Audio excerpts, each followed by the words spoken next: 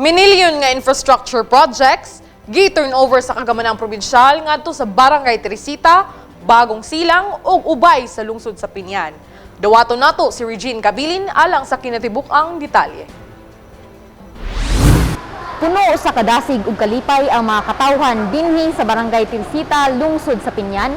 Tungod kay karong adlaw, gi-turn over ang mga dagkong proyektong infrastruktura nga gibuo sa kagamhanang probinsyal dinhi sa bawang barangay.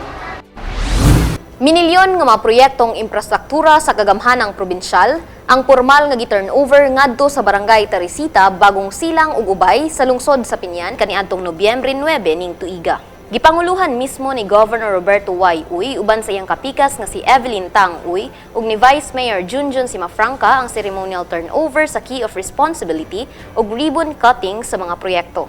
5 ka proyekto ang gi-turnover sa Barangay Teresita, diin kini naglangkob sa 4.2 million pesos nga pagsimento sa 1 kilometer nga barangay road, 1.92 million nga pagtukod sa 1-unit single-barrel reinforced box culvert with 100 meters approach concrete slab, 1.9 million pesos nga pagtukod sa 1-unit 5-classroom school building, 3.135 million pesos nga pagkongkreto sa 400 meters nga barangay road, ug ang pag-abri o paggraba sa 1.5 kilometers nga barangay road sa Teresita Pinasio Road.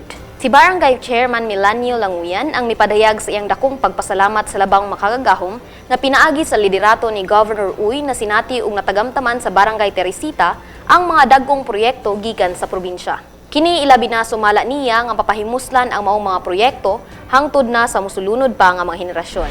Among pasalamatan ang labang makagagahom ingon sa instrumento na iyang gigamit nga mao si Governor Roberto Y. Oy, among provincial governor. 5 ni ka project among gidawat. Road concreting, school building, ug uban pa. 5 ka klase na among proyekto.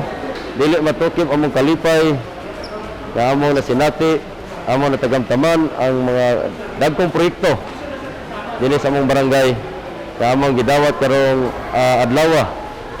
Akong ihangyo sa mga katawhan na magiusa kami sa pag-amping sa maong proyekto aron sa ingon ana mulungtad o mapahimuslan sa among mga sumusunod. Nagpasalamat sab sa tanang opisyales nga nagpaluyo aron matuman ang nasangpit nga mga proyekto si District Supervisor Dr. Glenda Gunmalin. Kaysa hinay-hinay, nakabot ang pangandoy labi na sa mga magtutudlo o magtutungha sa eskwelahan sa Teresita, diin matud niya makeshift lamang ang mga classroom ug mag-ulan, maulanan, ug ang salog niini yutara. Salamat kay Go, nga gihimo kang instrumento sa atong Ginoo. Uban sa mga opisyales sa Pinyan, Vice Mayor Junjun, uban sa atong mga SB officials, uban sa atong maaktik nga barangay kapitan, Milanio, Kap, so mapa ko nagka-kapani kapitan, ako nakita ang yun ako sa iya, nga ang iyang pagtabang din sa inyong barangay Teresita. Kap, na ato lang nakapot ang atong mga pangandoy.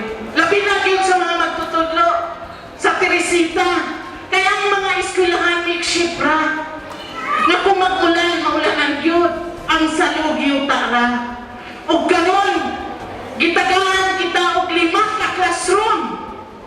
Nang maproblema ang anay, kay wala siya'y makit-it. Atong bakbakan ng atong gobernador. Samtang gi-turn over sab ang balor 2.7 million pesos nga pagsimento sa 1 kilometer nga dalan, sumpay sa nasimento nga dalan sa Barangay Bagong Silang. Ug didto sab sa Barangay Ubay, gi-turn over ang 3.255 million pesos nga water system project sa kagamhanang probinsyal. Nagpasalamat niini nga kaayuhan si Barangay Konsehal Edgar Tapay. Sumala niya nga napahimuslan sa mga lumulupyo sa sentro ug sa Purok 1 sa Barangay Ubay ang maong proyektong patubig gikan sa paghuman niini niadtong 2017 hangtod na sa kasamtangan.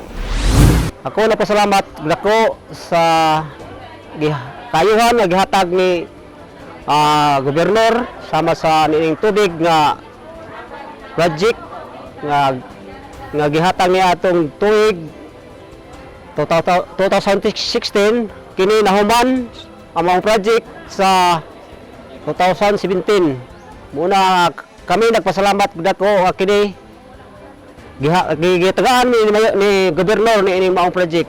Itampong sab sa maong kalihukan sila Provincial Engineer Alfonso Gori Jr., PDRRMO Head Christopher Zosa, former Polanco Mayor Pinpin Uy, Pinyan SB members Romel Gudmalin, MM Cantila ug Yulik Galan ug ubang mga opisyalis sa barangay.